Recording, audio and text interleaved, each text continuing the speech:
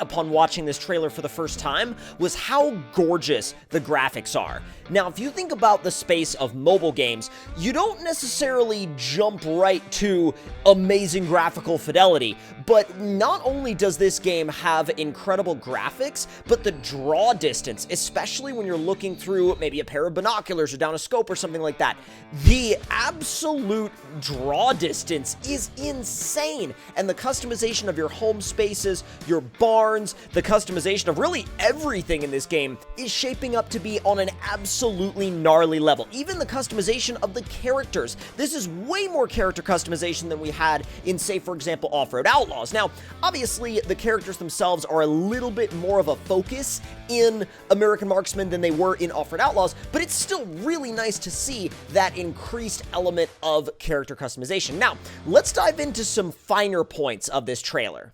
Now, the entire trailer revolves around basically a two-person multiplayer session, and they introduce you to the two players right here at the beginning of the trailer. We've got two players, and we've also got two vehicles, one being a four-wheeler and the other one being a Chevy square body. Now, one of the players is going to take the four-wheeler, the other one is going to take the square body, and that's going to kind of be your general way to get around if you need to get around a little faster than you might be able to on foot. And one thing that I noticed watching the gameplay from this part was that there are some interesting elements of motion blur going on that I haven't seen in Off-Road Outlaws or No Limit Drag Racing 2.0, which are the other two games from this same development team. And taking a moment to also look out towards the horizon, you can see that this game heavily prioritizes the render distance at which you can see. The player can see a long way in this game, which, when you consider the subject of the game, being able to see a long way makes a lot of sense, but it also really helps that they allow you to see that far. Now, next we move on to placing and setting up a stand, which in the next screenshot that you'll see, not only confirms that you'll be able to place these, use these, and go up in them, but you can also have multiple people in these at one time. Now, I'm not sure the maximum amount of people that will be able to be in one of these at once. Seems like it was designed for two people, designed for two players, but who knows? You might be able to squeeze four players up in one of these. You really never know until you try. And speaking of being able to see a long way out of the stand, this is what that view is going to look like. Not only are you going to be able to see a very, very long distance in your scope or your binoculars, but you'll also get a detailed dynamic readout of how far away your target actually is, as you can see right there. Now, this next shot gives us a little bit of a more detailed look at what the multiplayer UI looks like, because we've seen a little bit of a hint at what this might look like in some other shots before, but this shows you very clearly the daily task, it shows you the other player, shows you the other player's name, and shows you basically every single feature, your primary, your secondary, the different positions that your character can stand in. You've got your aim button, you've got your walk button, you've got all of the different elements that are up around the map on the top left. There's a lot of detail in that shot. Next up, we're going to move to talking about the graphics again, because the animals are another one of the major focuses of this game, and you can really tell that when the trailer actually shows one up close, you can tell that a lot of detail and a lot of effort and time was put into how the animals themselves look. There's been a lot of graphical work, there's been a lot of texture work here, and again, the more I look at this, the more I'm like, holy crap, they're really pushing the boundaries of what a mobile game can do graphically. And we really couldn't go any further without talking about the barns and houses. Now, this barn was shown in the trailer across multiple different weather conditions. It was shown on a clear day, it was shown on a rainy day, it was shown on a snowy day, and in multiple different environments as well. Now, when you first get one of these, there probably won't be that much going on outside, but the more missions you do, the more tasks you do, the more hunts you do, the more trophies that you'll be able to collect for the barn or for the house, and the more you'll have room for different accessories, like, for example, the picnic table, the grill, the crates, the generator, all these different elements that you can place in your yard around your house or barn. And the customization then moves on to the inside, where in this shot, it basically starts as a empty house on the inside, an empty barn house, and as the camera pans along through this living room space, the trophies just start to line the walls, and then the furniture starts to pop up, the couch, the coffee table, all of these different interior elements that you will be able to customize in your own home spaces once the game releases.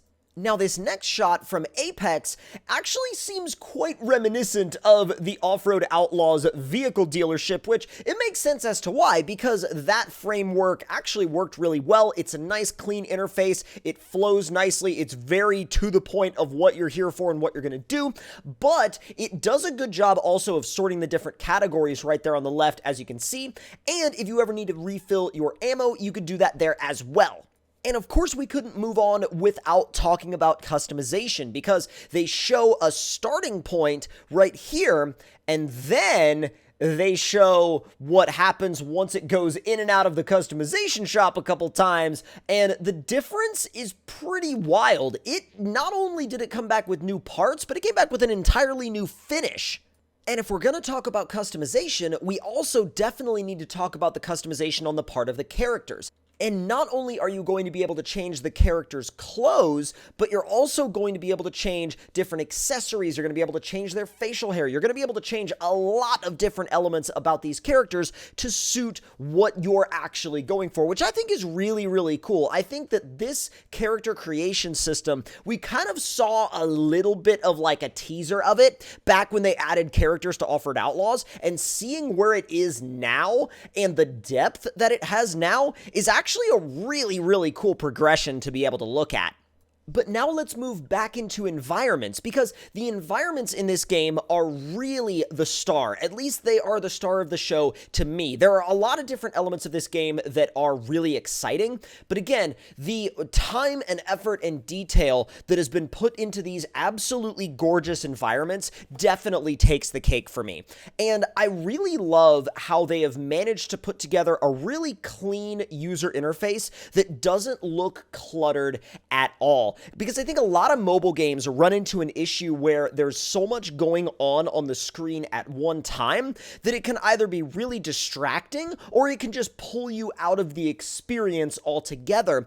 But I think what this game is really looking like it's doing a brilliant job of is putting you into that experience and then using that really clean, clear user interface to keep you in that experience, which I really, really like. It's like there's nothing other than what you're doing to get distracted by. There's nothing on the screen that's like, hey, you know, we got this one task going on right now, but we also got this other thing going on over here, and then this other thing going on over here, and then this other thing going on over here, and then this other thing going on over here. It's like so many games will just constantly throw all these different things at you at one time, but this game, I think, really gives you a breath of fresh air with the way this user interface is designed. And of course, y'all can let me know in the comments down below what you think of this trailer for American Marksman and what you're most excited about in terms of trying this game out for the first time and continuing to play it as time goes on. And this, towards the end of the trailer, they gave us a look at a more desert-looking environment, which I'm really excited about because this is an environment that they haven't really shown us much of. And actually, this might be one of the very first times we've ever actually seen it. And I love the depth of all of the different colors on the map, because up until this point we saw a lot of the kind of plains and the more wooded environments and, you know, things like that. But this environment is totally different than the environments we've seen represented in this game really up until right now. But that is going to do it for this full trailer breakdown of the latest trailer for American Marksman. And if y'all are excited for this game, make sure you hit that subscribe button to turn those notifications on, and I will see y'all next time.